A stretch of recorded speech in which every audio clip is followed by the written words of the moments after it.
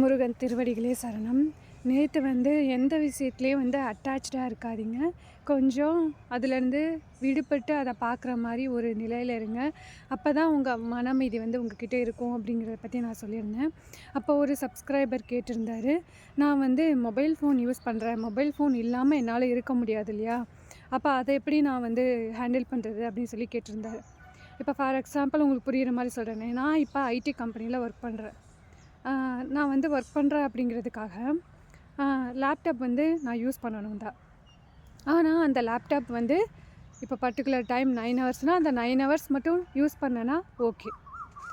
அதுக்கு மேலேயும் நான் தூங்கும்போதும் அதை என் பக்கத்துலேயே வச்சுக்கிட்டு, மறுபடியும் நான் லீவ் நாள் அப்போவும் அதை என் பக்கத்துலேயே வச்சுக்கிட்டு, அப்புறம் மொபைல் ஃபோன்ஸ் நம்ம வேலைக்கு யூஸ் பண்ணுறது ஓகே, ஒரு காரணமாக யூஸ் பண்ணுறது ஓகே. ஆனால் அது இல்லாமல் இருக்கும்போது எதையும் மிஸ் பண்ணுற மாதிரி ஃபீல் பண்ணுறது, அதுக்கப்புறம் இது இல்லாமல் இருக்கவே முடியாது அப்படின்னு சொல்லிட்டு ஒரு மைண்ட் செட்டில் இருக்கிறது தான் டேஞ்சர் அப்படின்னு சொல்லி சொல்கிறேன். அந்த மாதிரி இல்லாமல் இது இதுக்காக நான் உபயோகப்படுத்துகிறேன் அப்படின்னு ஒரு தெளிவோடு அதை யூஸ் பண்ணுங்கன்னு சொல்லி சொல்கிறேன். எனக்கும் தெரியும் மொபைல் ஃபோன் இல்லாமல் கண்டிப்பாக இருக்க முடியாதுங்கிறது எனக்கும் தெரியும்.